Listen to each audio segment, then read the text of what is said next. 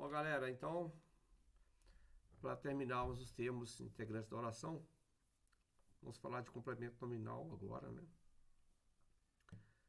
E vamos encerrar com o predicativo do sujeito. E nós vamos então iniciar os termos acessórios, tá bom?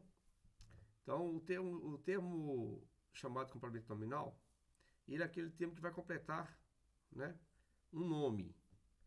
Ou seja, o complemento nominal, ele fala com o substantivo, que é o nome, o adjetivo e o advérbio, que são dois outros nomes.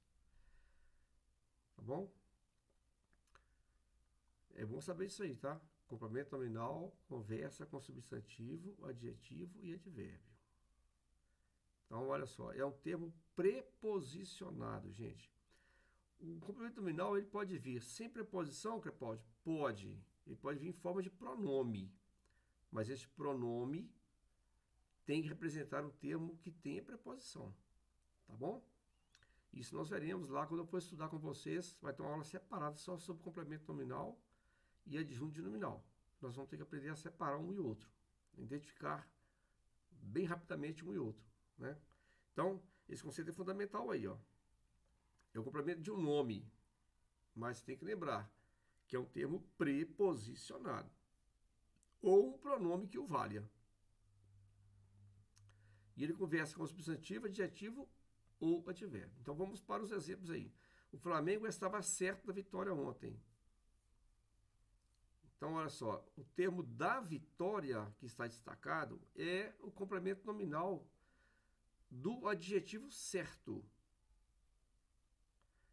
Ok?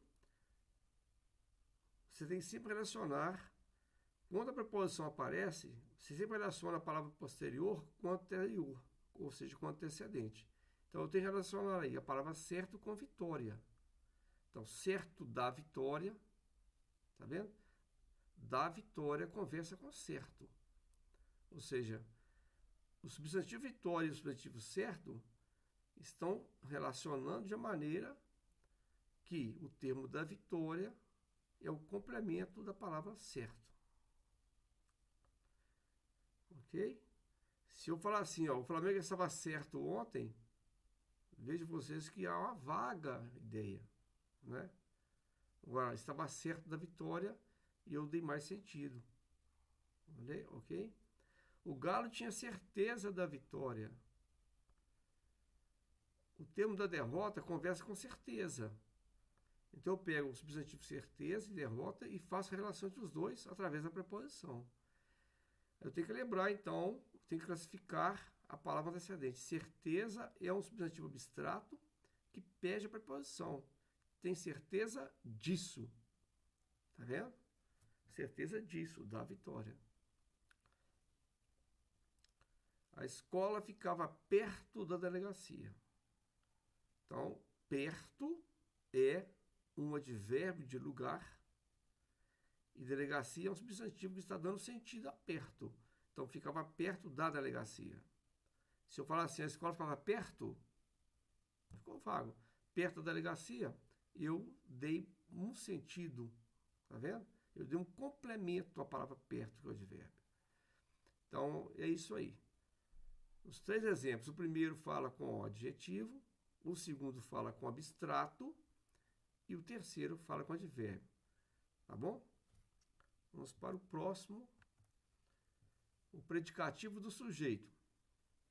Ainda não bem aceito como termo complementar por muitos, né? A gente abre algumas gramáticas, não aparece o predicativo do sujeito lá como termo complementar. Porém, alguns consideram como termo que dá noção ao verbo de ligação. Então, se vocês tiverem alguma dúvida, volte para a praticação, a aula de praticação verbal que eu fiz, que vocês vão entender melhor isso aí. É sempre assim, tá, gente? Eu sempre preciso que vocês tenham conhecimento antecedente, né? Então, o que é o predicativo do sujeito? É o termo que apresenta uma característica, qualidade, permanente ou transitória do sujeito. Também pode apresentar uma modificação de status. O que é isso? Eu posso... Vocês viram lá na aula de predicação verbal que eu tenho a verbos de ligação que traz modificação de status do sujeito. Por exemplo, se eu falar aqui um botão se transformou em rosa, uma transformação desse botão em outro, né? Outro objeto, que é a rosa. Uma transformação de status. Ele era um botão e via ser uma rosa. Isso é uma transformação, ok? Muito bem. Então, são os verbos de ligação aí que vão trazer o predicativo. Tem uns exemplos aí, ó. Regina parece exaltada hoje. Exaltada está ligada à palavra Regina, que é o sujeito da oração, com o verbo parecer. Exaltada, então, é o predicativo do sujeito. Na verdade, quando vocês viram lá o predicado, vocês aprenderam bastante isso aí. Ela se encontra aflita. Encontrar-se aflita, tá vendo? Aflita é o predicativo de ela, que é o pronome, que é o sujeito dessa oração. Jussara continua bonita apesar do tempo. Ela continua bonita. Esse verbo continuar aí está como verbo de ligação. Lembre que eu falei com você. Se eu pegar o exemplo, Jussara continua no interior, essa expressão no interior não é predicativo. É um adjuntivo verbial de lugar. Em consequência, Jussara continua no interior é um predicado verbal. Lembre disso. Jussara continua bonita é um predicado nominal. Pode esquecer não, hein?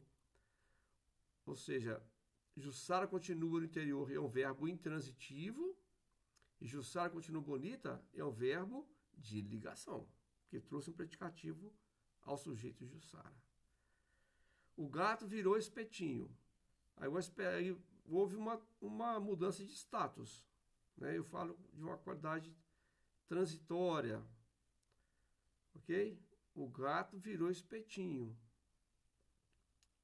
Ou seja, o espetinho é um substantivo que está dando uma mudança de status ao gato. Coitado do gato, né? Mataram o gato para fazer churrasquinho. Ok? A situação tornou-se insustentável. Faltou um ponto final aí, mas... Então, tornar-se, tá vendo? Insustentável é uma característica da situação. Esse verbo tornou-se aí é um verbo intransitivo, é um verbo de ligação, desculpe. Em consequência, sustentável, insustentável, predicativo do sujeito de situação. E José chegou a sargento, mais uma vez houve mudança de status. José não era sargento, devia ser soldado ou cabo, ou então civil.